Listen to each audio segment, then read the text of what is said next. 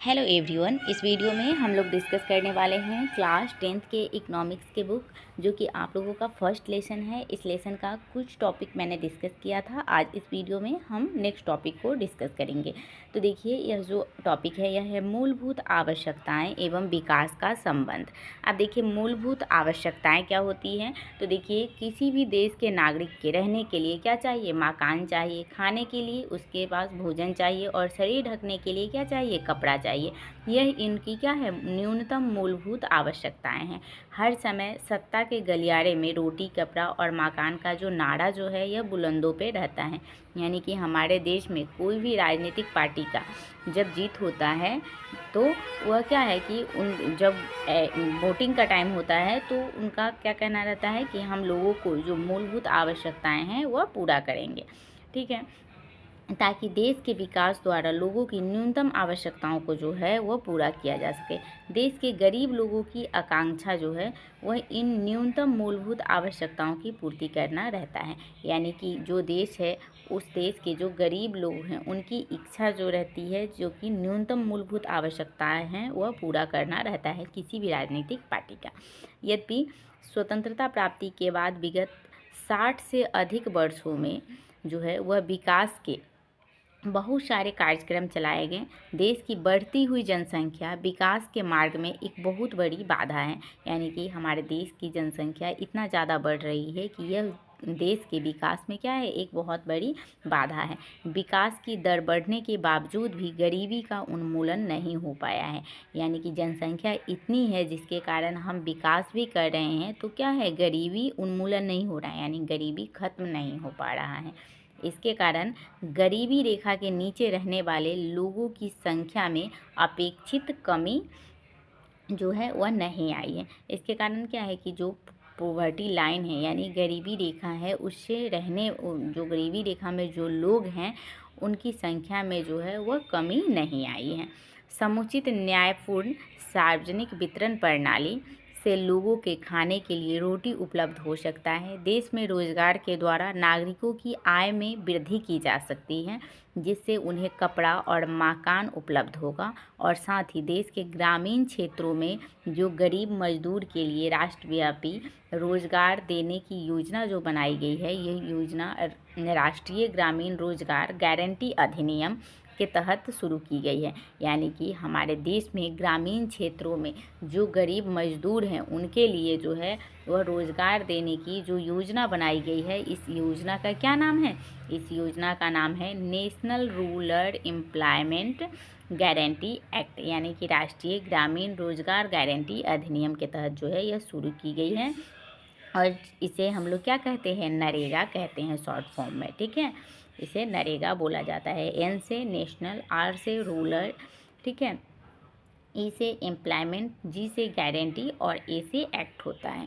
ग्रामीण रोजगार देने की इस स्कीम को विश्व का सबसे बड़ा रोजगार योजना माना जाता है। यानी कि ग्रामीण रोजगार को देने के लिए इस स्कीम को विश्व का सबसे बड़ा जो है वह रोजगार योजना जो है वह माना गया है। और विकास की अवधारणा से हमारा मतलब देश के सभी क्षेत्रों और सभी वर्गों के विकास से है। सभी क्षेत्रों से हमारा मतलब क्या है? कृषि से है, उद्योग से है और व्यवसाय से है। तथा सभी वर्गों के विकास से हमारा निष्पक्ष रूप से तथा बिना भेदभाव किए संपूर्ण समाज के विकास में है। इन दिनों सभी वर्गों के सम्यक विकास की अवधारणा जो है वह महत्वपूर्ण हो गई है, जिसे हम आर्थिक शब्दावली में इंक्लूसिव ग्रोथ कहते हैं, यानी कि समावेशी विकास। समावेशी विकास का मतलब होता है कि समाज के हर लोगों का विकास हो। इस प्रकार के विकास के द्वारा हम प्रयास लोगों की मूलभूत आवश्यकताओं को पूरा करना होता है। और जब हम इंक्लूसिव ग्रोथ करते हैं तो इस विकास का मतलब क्या होता है कि लोगों की जो मूलभूत आवश्यकताएं हैं उनको पूरा करना होता है।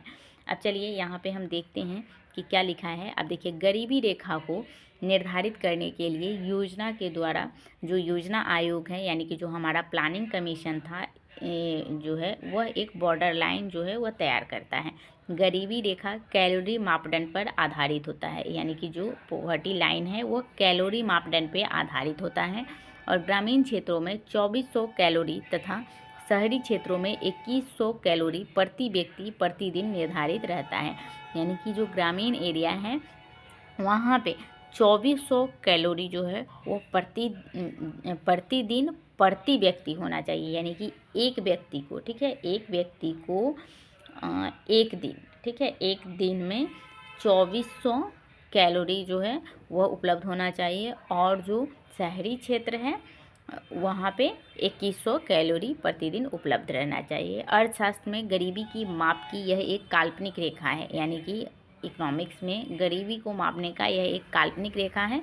इस रेखा के नीचे के लोगों को गरीबी रेखा के नीचे यानी कि बिलो पॉवर्टी लाइन भी माना जाता है। इसे संक्षेप में हम लोग BPL कहते हैं, ठीक है, यानी कि बिलो पॉवर्टी लाइन भी इसे कहते हैं।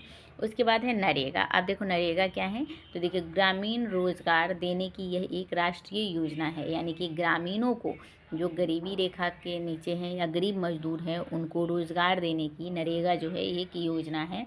इसके अंतर्गत ग्रामीण मजदूरों को कम से कम साल में 100 दिनों का जो है वह रोजगार देने की व्यवस्था की गई है। यानी कि एक साल में कितना दिन रोजगार उन्हें देने की व्यवस्था की गई है? 100 दिन, ठीक है, एक साल में 100 दिन उन्हें रोजगार देने की व्यवस्था की गई है। इसके लिए न्यूनतम मजदूरी भी जो है वो निर्धारित किया गया है।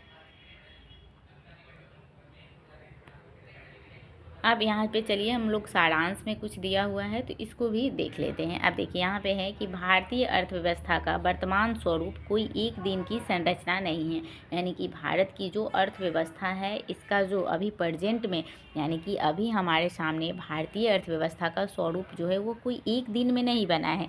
इसकी मूल सूत्र जो है वह काफ़ी गहरी है। अंग्रेजी शासन के पहले भारत को क्या कहा जाता था? सोने की चिड़िया कहा जाता था। लेकिन अंग्रेजी शासन के लगभग 200 वर्षों में भारतीय अर्थव्यवस्था का काफ़ी शोषण हुआ। लेकिन क्या हुआ कि अंग्रेजी शासन के लगभग 200 सालों में अंग्रेज़ों ने हमारे देश पर कितने साल शासन किया? लगभग 200 वर्षों तक उन्होंने शासन किया और भारतीय अर्थव्यवस्था का बहुत ज़्यादा क्या किया? दोहन किया। अर्थव्यवस्था आजीविका अर्जन करने की एक प्रणाली है। यानी कि जो इकोनॉमी है यह क्या है? यह जीवन यापन करने की यह एक क्या है? सिस्टम है। अर्थव्यवस्था की संरचना का मतलब विभिन्न उत्पादन क्षेत्रों में इसके विभाजन से है। भारतीय अर्थव्यवस्था की संरचना को 3 भागों में जो है वह बांटा गया है। यानी कि जो भारतीय अर्थव्यवस्था है इसकी संरचना को हम 3 भागों में बांटते हैं। पहला है प्राथमिक क्षेत्र, दूसरा है द्वितीयक क्षेत्र और तीसरा है तृतीयक क्षेत्र। यानी भारतीय अर्थव्यवस्था के जो संरचना है यानी भारतीय अर्थव्यवस्था की जो बनावट है उसको 3 भागों में बांटते हैं। पहला है प्राथमिक क्षेत्र, दूसरा है द्वितीयक क्षेत्र और तीसरा है तृतीयक क्षेत्र।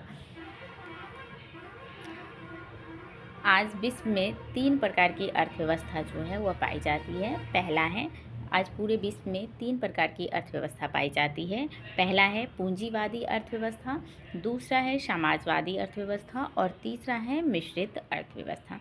ठीक है, तो भारत में किस तरह की अर्थव्यवस्था है? तो भारत में मिश्रित अर्थव्यवस्था है। ठीक है, और मैंने ऊपर भी डिस्कस किया था कि जहाँ पे उत्पादन के जो भी साधन होते हैं उसका जो ओनरशिप होता है यदि गवर्नमेंट के पास है तो वह समाजवादी अर्थव्यवस्था है। समाजवादी अर्थव्यवस्था में बहुत सारे देश आ जाते हैं जैसे रूस, चाइना, इस सारे देशों में किस तरह की अर्थव्यवस्था है? समाजवादी अर्थव्यवस्था है। मिश्रित अर्थव्यवस्था, अब पूंजीवादी पहले आप लोग को समझा देते हैं। पूंजीवादी क्या है कि जहाँ उत्पादन के साधनों का जो स्वामित्व होता है यानी ऑनरशिप होता है वो किसके पास होता है? प्राइवेट लोगों के पास होता है। यानी कि गवर्नमेंट के पास ना होकर किसके पास है? प्राइवेट लोगों के पास। और प्राइवेट लोग कौन हो सकते हैं? जो बड़े बड़े बिजनेसमैन हैं, ठीक है, तो उनके पास होता है। तो वैसे व्यवस्था को बोला जाता है पूंजीवादी व्यवस्था। ठीक है, और मिश्रित अर्थव्यवस्था कहाँ होता है? मिश्रित अर्थव्यवस्था में क्या होता है कि जो ओनरशिप होता है कोई भी चीज़ का, जब हम प्रोडक्शन करते हैं तो उसका उत्पादन करने का जो ओनरशिप होता है वो प्राइवेट लोगों के पास भी होता है और गवर्नमेंट के पास भी होता है। तो इसको बोला जाता है मिश्रित अर्थव्यवस्था। जैसे भारत में किस तरह की अर्थव्यवस्था है?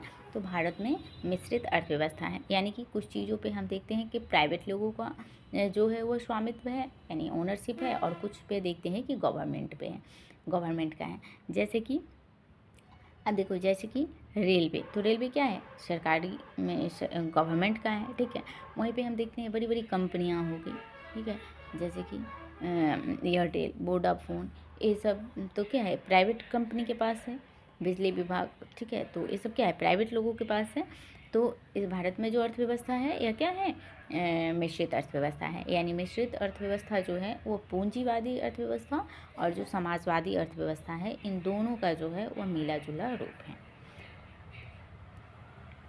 उसके बाद देखो, आर्थिक विकास एक ऐसी प्रक्रिया है जिसके द्वारा दीर्घकाल में किसी अर्थव्यवस्था के वास्तविक राष्ट्रीय आय में वृद्धि होती है। यानी कि इकोनॉमिक डेवलपमेंट जो है वह एक ऐसी प्रक्रिया है जिसके द्वारा दीर्घकाल में किसी अर्थव्यवस्था की वास्तविक राष्ट्रीय आय में क्या करता है, वृद्धि करता है। भारत में आर्थिक विकास के श्रेय नियोजन को दिया जा सकता है। यानी भारत में इकोनॉमिक डेवलपमेंट का श्रेय जो है वह नियोजन को दिया जा सकता है। आर्थिक नियोजन का अर्थ क्या होता है कि राष्ट्र की प्राथमिकताओं के अनुसार देश के संसाधनों का विभिन्न विकासात्मक क्रियाओं में प्रयोग करना होता है। यानी कि आर्थिक नियोजन क्या है कि किसी भी राष्ट्र के जो प्राथमिकता होता है, ठीक है, तो उसके अनुसार जो उस देश की प्राथमिकता है उसके अनुसार देश के संसाधनों का, हम उस देश में जितने भी रिसोर्सेज हैं उनका हम विभिन्न विकासात्मक, यानी कि उस देश का डेवलपमेंट करने के लिए जब हम उसका प्रयोग करते हैं उस देश के रिसोर्स का, यानी कि संसाधन का, तो वह क्या है कि वह आर्थिक नियोजन कहलाएगा। आर्थिक विकास की माप करने के लिए प्रति व्यक्ति आय को जो है उचित सूचकांक माना गया है। यानी कि किसी भी देश के आर्थिक विकास यानी इकोनॉमिक डेवलपमेंट को मापने के लिए किस चीज़ को हम लोग सबसे अच्छा सूचक मानते हैं, तो प्रति व्यक्ति आय को माना जाता है। अब देखिए, संयुक्त राष्ट्र विकास कार्यक्रम यानी कि जो UNDP है द्वारा प्रकाशित मानव विकास रिपोर्ट विभिन्न देशों की तुलना लोगों के शैक्षिक स्तर और उनकी स्वास्थ्य स्थिति और जो प्रति व्यक्ति आय के स्तर पर की जाती है। यानी कि जो UNDP है उसके द्वारा जो है HDR जो है वह प्रकाशित की जाती है। और यह जो HDR प्रकाशित की जाती है उसमें क्या किया जाता है कि विभिन्न देशों के द्वारा जो तुलना लोगों के जो है वह शैक्षिक स्तर से किया जाता है, और साथ ही जो शैक्षिक स्तर, साथ ही उनकी जो स्वास्थ्य स्थिति है और प्रति व्यक्ति आय के आधार पर जो है वह की जाती है। साथ ही साधनों के मामलों में धनी होते हुए भी बिहार की आर्थिक स्थिति क्या है, आज भी दयनीय है। आज बिहार पिछड़ा हुआ राज्य माना जाता है। इसके अनेक कारण हैं। हर एक साल बाढ़ तथा सूखा का प्रकोप इस राज्य को क्या है, झेलना पड़ रहा है। आर्थिक विकास की गति को तेज करके बिहार की स्थिति में सुधार किया जा सकता है। पूर्व राष्ट्रपति APJ अब्दुल कलाम ने ठीक ही कहा था कि बिहार के विकास के बिना भारत का विकास क्या है, संभव नहीं है। आजकल बिहार को विशेष राज्य का दर्जा जो है वह देने की मांग केंद्र सरकार के द्वारा की जा रही है। यदि केंद्र जो सरकार है वह बिहार वासियों की यह मांग मान ले तो बिहार के विशेष आर्थिक पैकेज मिल सकता है। इस विशेष आर्थिक सहायता से बिहार अपनी स्थिति जो है वह सुधार कर अपना आर्थिक विकास जो है वह कर सकता है। बिहार को विशेष राज्य का दर्जा देने के क्षेत्र में केंद्र सरकार के समक्ष अनेक व्यवहारिक और जो प्रशासनिक समस्याएं हैं वह आ रही है, जिस कारण से बिहार को जो है वो विशेष राज्य का दर्जा अभी तक नहीं मिला है। ठीक है, अब चलिए हम इसके कुछ क्वेश्चन आंसर को देखते हैं। तो देखिए, निम्न में से प्राथमिक क्षेत्र कहा जाता है, यानी कि यहाँ पे बोला जा रहा है कि निम्न में से कौन से क्षेत्र को प्राथमिक क्षेत्र कहा जाता है। ऑप्शन ए है कि सेवा क्षेत्र, ऑप्शन बी है कृषि क्षेत्र, ऑप्शन सी है औद्योगिक क्षेत्र, ऑप्शन डी है कि इनमें से कोई नहीं। तो प्राथमिक क्षेत्र में कौन सा क्षेत्र आता है, कृषि क्षेत्र आता है। तो इसका राइट ऑप्शन हो जाएगा ऑप्शन नंबर ख। उसके बाद दूसरा क्वेश्चन है कि इनमें से कौन सा देश में मिश्रित अर्थव्यवस्था है। तो किस देश में मिश्रित अर्थव्यवस्था है, तो भारत में मिश्रित अर्थव्यवस्था है। और चलिए हम यहाँ ऑप्शन दोनों को भी देखते हैं। देखो, अमेरिका में किस तरह की अर्थव्यवस्था है, तो पूंजीवादी अर्थव्यवस्था है, ठीक है। और वहीं पे चीन में तो समाजवादी अर्थव्यवस्था है। अब तीसरा क्वेश्चन देखो, भारत में योजना आयोग का गठन कब किया गया था। तो भारत में योजना आयोग का गठन कब किया गया था, हम लोगों ने कब पढ़ा था, तो 15 मार्च 1950 में जो है वो भारत में योजना आयोग का गठन किया गया था। जिस देश का राष्ट्रीय आय अधिक होता है वह देश कहलाता है। यानी कि जो देश है वह राष्ट्रीय आय जो है, यदि किसी देश का राष्ट्रीय आय अधिक होता है वह देश क्या कहलाता है, तो वह देश क्या कहलाएगा, राष्ट्रीय आय अधिक होगा तो वह देश क्या कहलाएगा, विकसित देश कहलाएगा। ठीक है, तो इसका राइट ऑप्शन हो जाएगा ऑप्शन नंबर ख। उसके बाद नेक्स्ट क्वेश्चन है कि इनमें से किसे पिछड़ा राज्य कहा जाता है। पंजाब को, केरल को, बिहार को, दिल्ली को। यानी कि इनमें से किसे पिछड़ा राज्य कहा जाता है? तो पंजाब को नहीं कहा जाता है, केरल को भी नहीं कहा जाता है, दिल्ली को भी नहीं कहा जाता है, बिहार को पिछड़ा राज्य कहा जाता है। ठीक है, तो आज की वीडियो में हम इतना ही रहने देते हैं। फिर नेक्स्ट वीडियो में इसके आगे का जो भी क्वेश्चन आंसर है उसके हम लेकर आएंगे। तो आज की वीडियो में इतना ही, तो मिलते हैं नेक्स्ट वीडियो में। तब तक के लिए आप लोग पढ़ते रहिए।